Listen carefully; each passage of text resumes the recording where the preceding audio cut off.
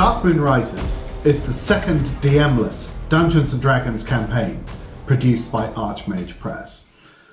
But how do you play a 𝗴𝗆𝘆𝗲 system? Let's find out.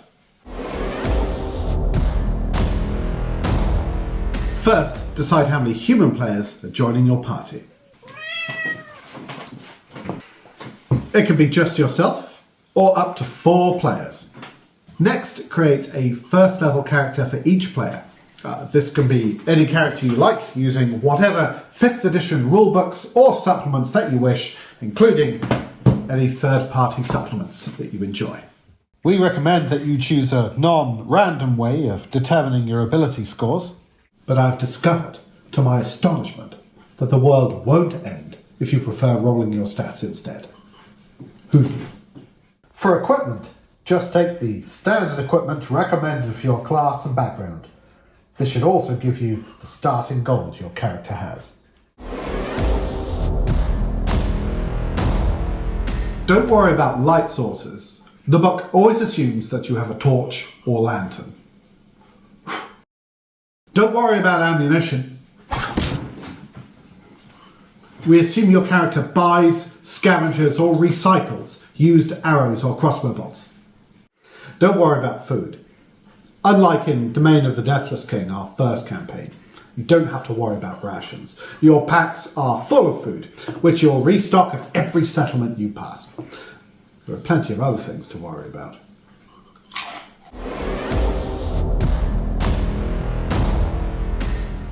There's just one restriction with character creation. Your character cannot fly. You can still choose a race or species that can fly, such as an 𝗴𝗃𝗲𝗏, but your particular character has lost the ability to fly, perhaps due to some childhood injury or disease. Likewise, spellcasters cannot learn the fly or levitate spell or any variation thereof. If a class feature allows you to fly, this also doesn't work. Why the restriction? Well, the Dark Moon Rises is an epic journey through strange lands. A journey that could be completed in a single day if you could just jump into the sky and fly there. If you do create a flying character, feel free to grin smugly, close the book, and boast to your friends that you completed the game before reading a single page of it.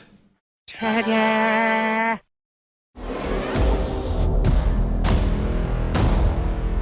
D&D is a team game, and the Dark Moon Rises is designed for 4 players.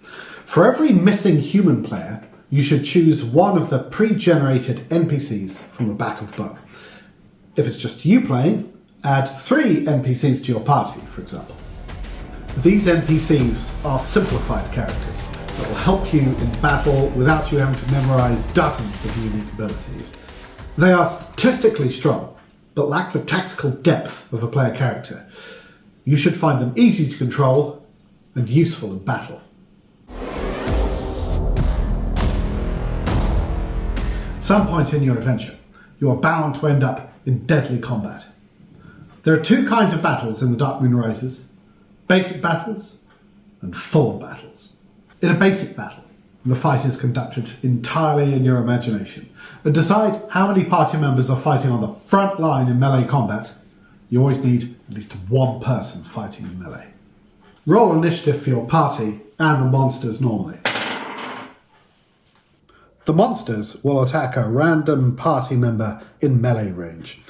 If all your party members in melee range are defeated, you must choose another party member to take their place at the front. When you take your turn, any party members not in melee can make ranged and spell attacks. Basic battles are very forgiving. It is always assumed that your party member can always get a clear shot on any monster they choose. Likewise, spellcasters casting area effect spells, like Fireball, always hit every monster in the blast, and never hit a party member by mistake.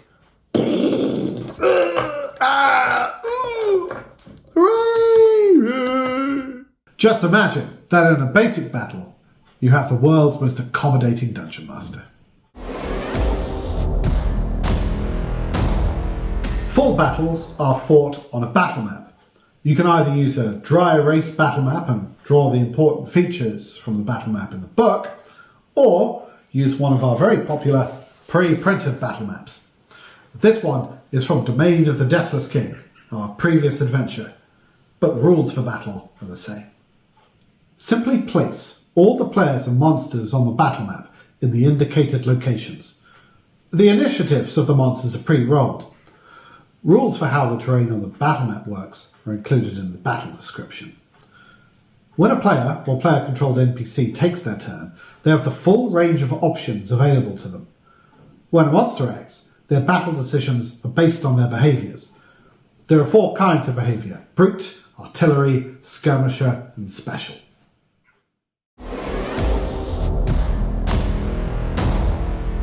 When a brute enemy takes its turn, it will act with the following priority. If one or more party members are in range of its melee attacks, it will attack a random party member in range that it can see with all of its melee attacks. 1, 2, 3, her. 4, 5, 6, him. It's her. If a party member is in range of its movement, the brute will move adjacent to the closest party member it can see and attack them. Arrgh! Otherwise, it will double move towards the closest party member. 1, 2, 3, 4, 5, 6. If 2 or more party members are equally close to the brute, determine the targeted party member randomly. 1, 2, 3, 4, 5, 6. 5, 6, it's her. Arrgh!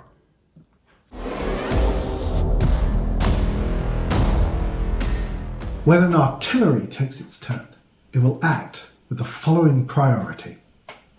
If 1 or more party members is within 20 feet of the artillery at the start of its turn, it will move its speed directly away from the closest party member, suffering an attack of opportunity if necessary. Ha! Run away! Aha! It will then make a ranged attack against that party member. Rubbish. If no party members are within 20 feet of the artillery, it will make a ranged attack on a random party member that it can see. 1, 2, 3, him. 4, 5, 6, her. It's him. If the artillery cannot see any party members, I can't see nothing. Are you hiding? it will move towards the closest party member, stopping as soon as it sees a party member. Aha, there you are. And attacking them with a ranged attack. The artillery is cautious. It will never double move. 2, 3, 4, 5, 6. 1, 2. No.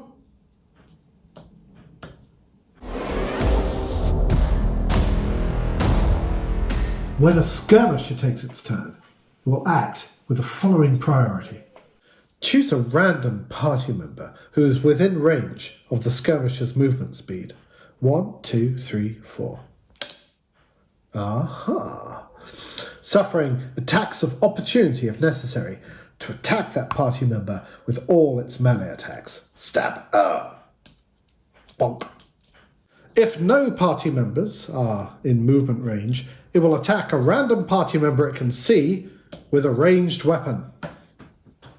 Eat my hand axe, git. Oh, a critical. If the skirmisher has no ranged weapon, Oh, I forgot me hand axe. or it cannot see any party members, it will double move towards the nearest party member. 1, 2, 3, 4, 5, 6.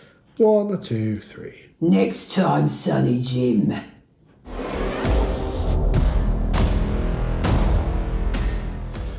Some monsters, like dragons and spellcasters, have special rules that determine what spells they cast or when they use their monstrous abilities, like dragon breath.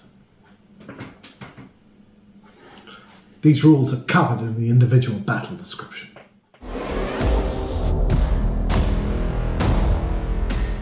And that's everything you need to know. The book will tell you everything else, acting as your dungeon master, giving you a range of choices to pick from when encountering challenges or making important decisions. Throughout the book, your characters will grow in experience, discover powerful magical items, and even unlock new powers never wielded by D&D characters before. When you choose, and wherever you go, choose wisely. The Dark Moon Rises is a challenge to overcome. Only the wisest players will unravel the mystery of the Dark Moon and the conspiracy that threatens the entire kingdom of Corridor. Good luck, adventurers. See you on the Pilgrim's Road.